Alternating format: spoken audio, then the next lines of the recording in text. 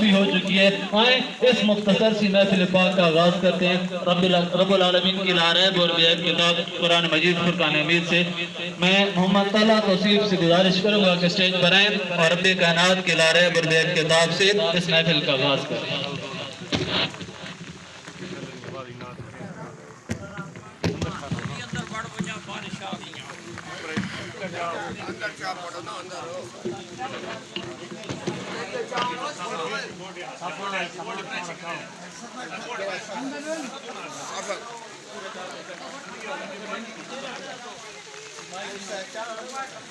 दरिया चाहिए दरिया